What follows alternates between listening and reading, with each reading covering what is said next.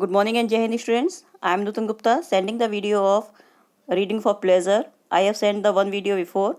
Now in this we have discussed the three stories. Now in this video we will discuss the next three stories.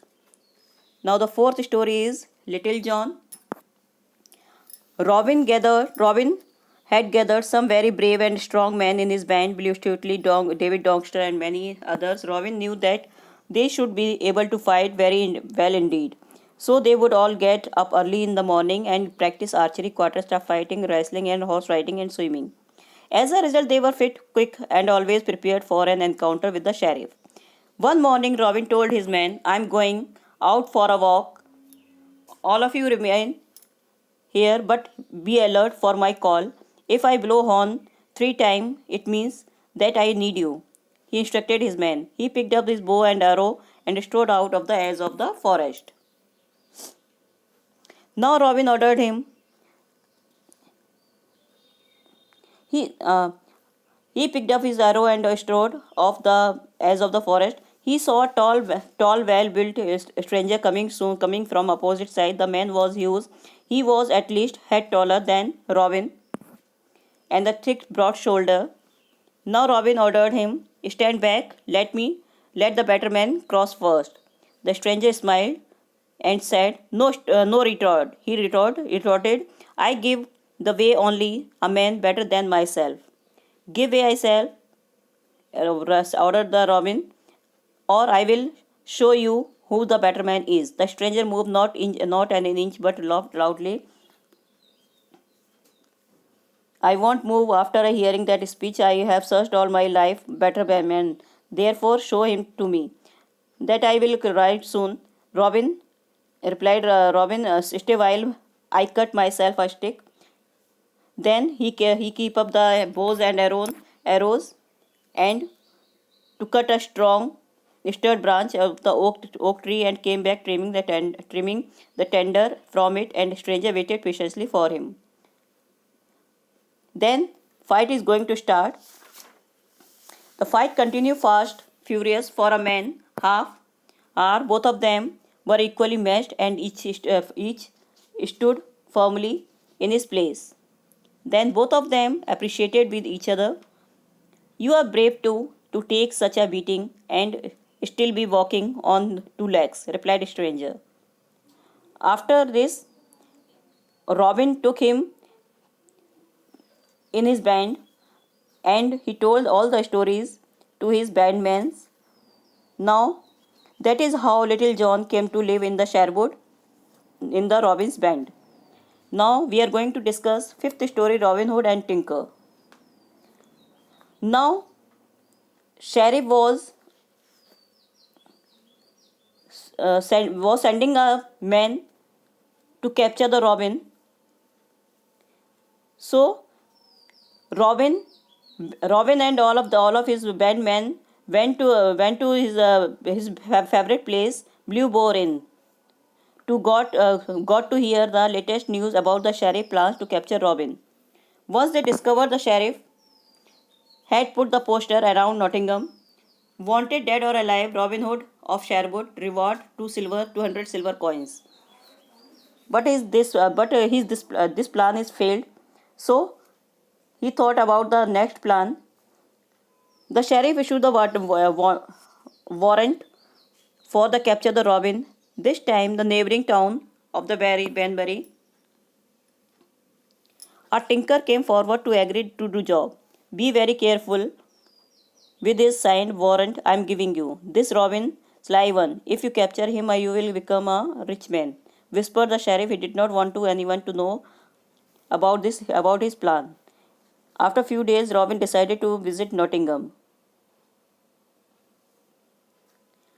A little distance away from town, Robin saw a tinker who was also singing a loud, clear voice. They greeted each other and started talking.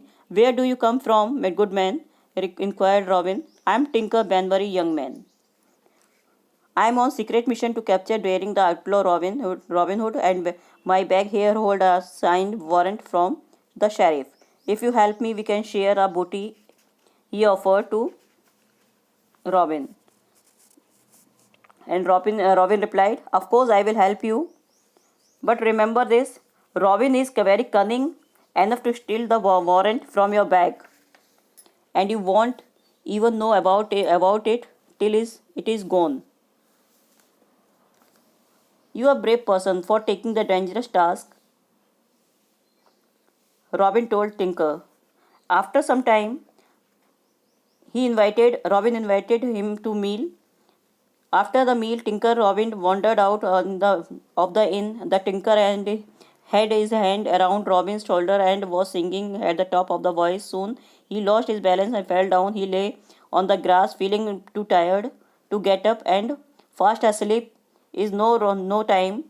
Robin quickly removed the warrant from his bag and soon disappeared. Before the Tinker could attack him again, Little John, Willie Streetley, and three others overempowered the Tinker. Shall we hang him here or chop off his head? Send to the sheriff. In question, Little John. Neither, replied Robin, and much to surprise of his friend, he turned to the Tinker and asked, "Will you join my band?" Now we are going to discuss sixth story, A Golden Arrow. The sheriff could not believe that Tinker had betrayed him and joined the Robin's band merrymen.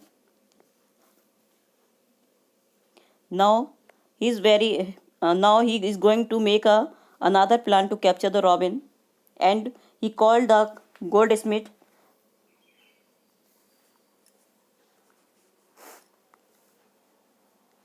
and gave the order to make a golden arrow, which sheriff will give as a prize to winner those who will take a part in the archery competition. Because he knew Robin will also come to take a part in this competition because he is very fond of archery. Now Robin come to know about the competition. He understood. Robin, I have just heard that sheriff is planning to shooting contest, but it is really to trap to capture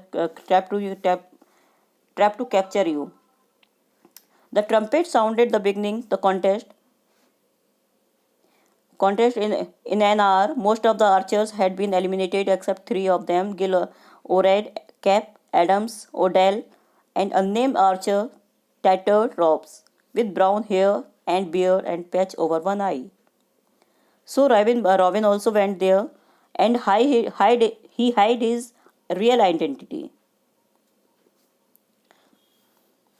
It is now we are going to the end of the story. It was a stranger turn. Some people got up, started to leave, and a stranger took him an arrow. Arrow was through the word was on the ground. The people who were leaving sat down again. Another word was freed, and away went the arrow. Stranger had gone. Now disappointed sheriff come forward and with the golden arrow.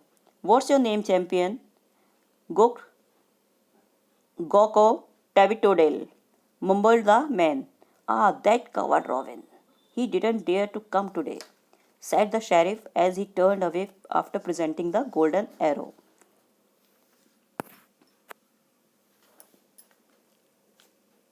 After a few days later, after listening to these words, coward Robin lose his temper and sending to the message to sheriff.